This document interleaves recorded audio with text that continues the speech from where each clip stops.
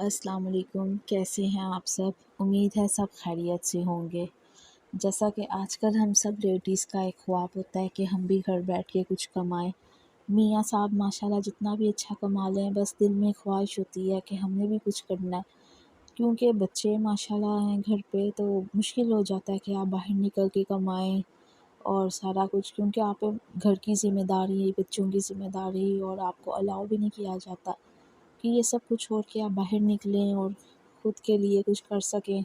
सिर्फ़ पैसा नहीं, अपने आप की एक कोई साथ की भी बंदे की होती है, तस्कीन होती है कि मैं भी कुछ करूँ, कुछ कमाऊँ और अपना आप करके दिखाऊँ। तो ऐसे ही मेरे अंदर भी जज़्बा चलता रहा। तो मैंने जनवरी 2023 में एक चैनल शुरू किया। ऐसे ही बैठे हुए दिल किया कि चलो मैं भी एक चैनल बना लेती हूँ। करने में क्या हर्ज है, कुछ खुद से देना तो नहीं है, बस टाइम ही है थोड़ा-सा जो लगा लेता है बंदा। तो जनवरी 2023 में मैंने अपना एक चैनल बनाया। तो जनाब, अपने इर्द-गिर्द सब लोगों को चैनल दिया, बड़ा खुश कि सब्सक्राइब कर लो, सब्सक्राइब कर लो। दोस्त, रिश्तेदार जितने थे सबको बता दिया। तो शुरू के 3-4 दिन तो हर बंदा वीडियोज़ भी देख लेता था और सब्सक्राइब भी शुरू में सबने कर दिया कि चलो ठीक है, कर लेते हैं। तो थोड़े दिनों तक व्यूज़ आते रहे। उसके बाद मैं वो जो चैनल मैंने बनाया था, वो मैंने ऐसे ही दिल लगी सी की थी उस पे, कोई बहुत इंटरेस्ट नहीं शो किया था। लेकिन उस पे मैंने क्या किया कि उस पे मैंने बॉलीवुड के कुछ क्लिप्स या फ़ेसबुक से जो भी क्लिप अच्छा लगे वो उठा के मैं उधर डाल दूँ। उस पे एक बार कॉपीराइट क्लेम लिखा आया, 2 बार लिखा आया, तो मेरी रूटीन बन गई कि कुछ होता तो है नहीं, बस कॉपीराइट लिखा हुआ आ रहा है, तो व्यूज़ भी आ रहे हैं उस पे, तो कोई बात नहीं। घर में किसी को इन्फॉर्मेशन भी नहीं थी इस बारे में, तो बस उस पे कॉपीराइट क्लेम आते रहे और मैं उसको चलाती रही। फिर एक दिन मेरे मतलब एक दफ़ा मैंने बेबी काम डाउन सॉन्ग था, उसका कुछ रख दिया, उन्होंने स्ट्राइक क्लेम कर दी मेरे लिए। वो एक बार हो गया, फिर दूसरी बार किसी ने फिर स्ट्राइक क्लेम कर दी, second time, third time, fourth time. एक दिन मेरे जब इस पे काफ़ी व्यूज़ हो गए, मतलब 2 महीने से ऊपर मेरा चैनल चला गया। तो मैं ऐसे ही क्लिप्स उठाती उस पे रख देती, व्यूज़ भी बहुत ज़्यादा आने लग गए।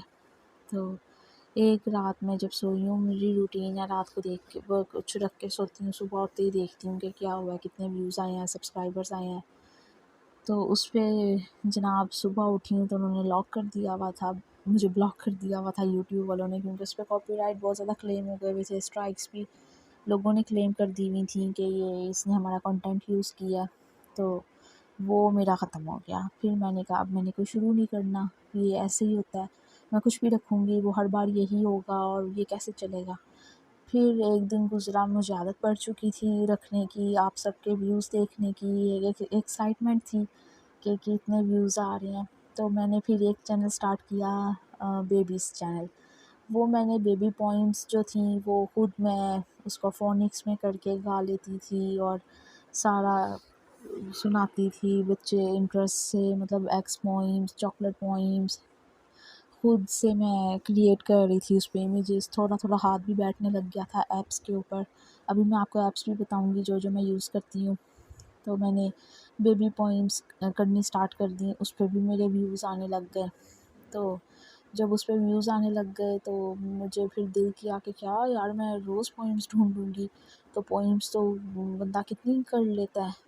तो मैंने फिर इधर-उधर से क्लिप्स उठा के उस पे लगाना शुरू कर दिए। उस पे फिर कॉपीराइट क्लेम आया, तो फिर वो उस पे व्यूज़ आने ख़त्म हो गए मेरे। फिर वो मैंने छोड़ दिया, मेरा दिल नहीं किया उसको कंटिन्यू करने को, मैंने छोड़ दिया। नेक्स्ट टाइम मैंने फिर एक और चैनल बनाया। उस पे मेरे एक दिन के अंदर-अंदर, मतलब 3-4 घंटों में मैंने एक कहानी लिखी, प्यासा कौवा उर्दू में। खुद मैंने बोली उस पे, पिक्चराइज़ किया उसको, और प्यासा कौवा कहानी रखी, अंगूर खट्टे हैं, लालच बुरी बला है, इस तरह की 3-4 स्टोरीज़ रख के तो मैं कहीं बाहर निकल गई, मैं मोबाइल रख के, तो मैं घर आई तो मेरे के में व्यूज़ थे। तो मुझे इतना उस पे अच्छा लगा, मैं इतना खुश हुई कि मेरे के में व्यूज़ आ गए हैं। फिर मैंने वो frozen movie, let it go, music, सारा बच्चों का ही वो चैनल मैंने किया। तो मतलब ऐसे करती गई, तो एक दिन मियाँ साहब को दिखाया तो उन्होंने कहा कि दिखाओ क्या है? तो वो मैंने डियाना किंग के नाम से अपना चैनल बनाया था। तो वो यूट्यूब की तरफ से भी मुझे कोई शॉर्ट नोटिस आ गया, उस पे सब्सक्राइबर्स भी बहुत ज़्यादा आ गए, व्यूज़ भी बहुत ज़्यादा आ गए। तो जब डियाना किंग के नाम से मैंने वो बनाया तो मुझे मियाँ साहब ने कहा कि ये तो मोनेटाइज़ नहीं होगा, डियाना किंग जो है वो एक सिंगर है, तो वो कर देंगे, क्लेम कर देंगे कि हमने जो है वो उसके नाम पे बनाया। मैंने कहा मैंने तो ऐसा सोचा भी नहीं, मैंने तो बस बैठे-बैठे बना लिया। फिर जनाब मैंने वो अपना खुद डिलीट किया, उस पे मेरे सब्सक्राइबर्स भी थे, व्यूज़ भी थे। तो मियाँ साहब कहने लगे कि ये तुम्हारे नहीं आ रहे, ये डियाना किंग के आ रहे हैं। मैंने कहा इस पे तो बच्चों की पोइम्स हैं, स्टोरीज़ हैं, तो ये मेरे क्यों नहीं आ रहे। फिर जनाब हम मैंने वो डिलीट कर दिया। वो मैंने बड़ा मेरा दिल था कि मैं उसको कंटिन्यू करूँ, लेकिन मुझे वो डिलीट करना पड़ा। आज मैं आपको ये बता रही हूँ कि फिर मैंने मतलब ये 3 चैनल से गुज़र के फिर मैंने एक चैनल बनाया। वो मैंने बनाया इस्लामिक चैनल। मियाँ साहब ने कहा पहली तुम्हारी ये होनी चाहिए कि तुम तबलीग करो, पैसा कमाने के लालच में नहीं ये चैनल चलाना। अपने दिल में अहद रखना है कि तुमने लोगों को अच्छी बातें बतानी है, तबलीग करना है, तुम्हारा मकसद होना चाहिए। मैंने कहा जी बिल्कुल ठीक है, मैं लोगों से अच्छी बातें शेयर करूँगी और फिर मेरे रब ने मुझे चाहा तो मुझे उसमें मेरा हिस्सा भी मिलेगा। तो मैंने शुरू किया एक इस्लामी चैनल गोल्डन वर्ड के नाम से। तो जनाब मैंने उसमें इकबाल ज़री डालनी शुरू की।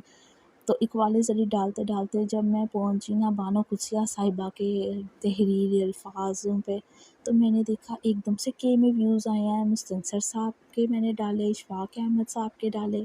तो जितने भी ये मतलब राइटर्स हैं हमारे इज़्ज़त के, हम उनकी इज़्ज़त करते हैं, काबिल एहतराम हैं। उनके जितने वाले ज़रिए डालो उनके बड़े व्यूज़ हैं, लोग उनको पढ़ते हैं, लोग उनको सुनते हैं।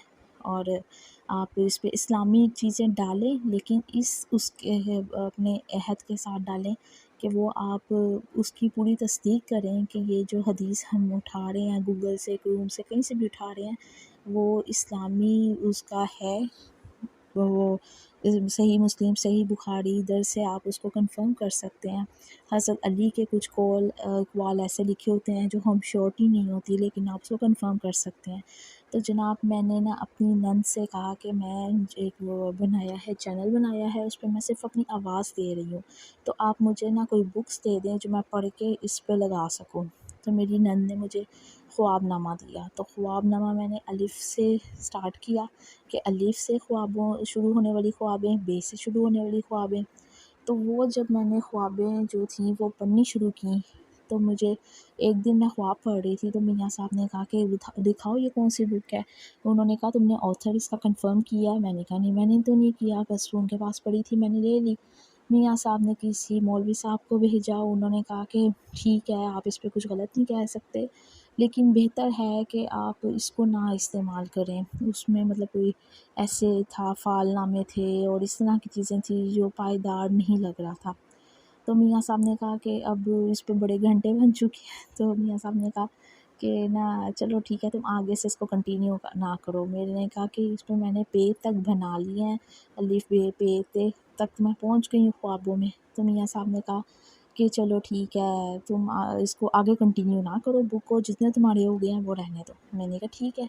थोड़े दिन गुज़र गए जनाब, तो ऐसे ही ख्वाब आया कि ना मेरी बहन ने ना सोफ़ा पोशिश करवाया और वो जाइन मास का सोफ़ा पोशिश हुआ है।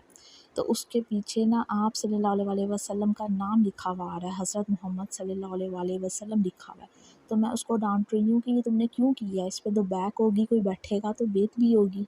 तो किसी मौलवी साहब को पूछा तो उन्होंने कहा कि सिर्फ़ सुन्नत पे अमल करें और दूसरी चीज़ों को छोड़ें। तो फिर मुझे ज़हन में आया कि मैंने वो ख्वाबनामा रखा था, मैंने फिर वो मुझे लगा मुझे उसमें गलती हो रही होगी। मैंने फिर वो सारे ख्वाबनामा जितने मैंने रखे थे वो मैंने डिलीट किए। तो घंटे तो मेरे कम हो गए, लेकिन अल्लाह का शुक्र है अल्लाह ने मुझे बचा लिया उस गुनाह से। तो अब भी मेरी कोशिश होती है कि मैं जो भी रखूँ बड़ी तसदीक के साथ, और अल्लाह मुझे माफ़ करे अगर उसमें भी कोई गलती हो गई हो, तो अल्लाह मेरी मग़फ़िरत फ़रमाए। मैं आप लोगों तक कोई गलत पैगाम नहीं पहुँचाना चाहती। बस बताने का मकसद ये था कि अब मेरी माशाल्लाह बच्चे हैं, मैं रात को लेट नाइट तक बैठती हूँ बच्चों को लेके। तो कोई दूध पिलाया, कोई रिकार्ड दिलवाना है, बच्चा सो जाता है, मैं जागती रहती हूँ। तो मैं अब बस ये यूट्यूब से मतलब कोई चैनल पे अपने चढ़ा देती हूँ, खुद अपनी आवाज़ करती हूँ। मैं इनशॉट यूज़ करती हूँ, ऐप यूज़ करती हूँ और काइन मास्टर कभी-कभी यूज़ करती हूँ, और वॉइस के लिए मैं कभी वॉइस रिकॉर्डर भी यूज़ कर लेती हूँ। तो ये सारी ऐप्स की मदद से मैं अपना एक चैनल बनाया हुआ है, उस पे मैं लगाती हूँ और मेरा यही कोशिश है कि मैं आप लोगों तक कोई अच्छी बात पहुँचा सकूँ। आप भी घर बैठे हुए जो औरतें अपना चेहरा नहीं दिखाना चाहती, हम मुस्लिम लेडीज़ हैं और सेकेंडली हमारे घरों की भी ये प्रायोरिटी होती है कि लेडीज़ अपना फेस ना दिखाएं, तो फेस ना से ही हम अपनी आवाज़ दूसरों तक पहुंचा सकते हैं। तो अपनी आवाज़ दूसरों तक पहुंचाकर भी हम अच्छी बातें फैला सकते हैं, कुछ कमा सकते हैं, अपना आप के अंदर एक खुशी ला सकते हैं कि हम भी कुछ करके दिखा सकते हैं। तो जनाब आप लोग भी इस तरह के वाले ज़रिए इस्तेमाल करें, आप अच्छी बातें इस्तेमाल करें, कोई आप अरबिक तर्जुमा बताएं, लोगों के साथ शेयर करें और यकीन करें कि इतनी खुशी होती है कि जब सुबह उठ के अपना मोबाइल उठाओ, आंखें खुल नहीं रही होती और सबसे पहले मैं अपना मोबाइल पकड़ती हूँ कि कितने व्यूज़ आ गए होंगे। और सुबह उठते ही सुबह बखैर कहना तो एक आदत बन गई है कि आप लोगों से सुबह का सलाम करूँ और राहत को देखती हूँ कितने सब्सक्राइब्स आ गए हैं, कितने सब्सक्राइबर्स ने मुझे अटेंड किया है। तो यकीन जानिए कि एक अलग सी खुशी होती है और ऐसे लगता है कि आप अपने घर की ज़िम्मेदारियों से निकल के एक अलग सी दुनिया में आ गए हैं, जहाँ आपको कोई सुन रहा है, आपको देख रहा है, आपकी बातों को लाइक कर रहा है। तो ये एक गायबाना तारुफ़ है, लेकिन एक बहुत अच्छा तारुफ़ है। मेरी अगर वीडियो पसंद आई हो तो प्लीज़ इसको लाइक कीजिएगा और मेरे चैनल को सब्सक्राइब कीजिएगा। आप लोगों को मोटिवेट करना मेरा मकसद था। आप जितनी घर में घरेलू ख़वातीन बैठी हुई हैं, बच्चों को पाल रही हैं, वो ज़रूर इस तरह के चैनल बनाएं और दुआ में याद रखिएगा। बहुत शुक्रिया। अल्लाह हाफ़िज़।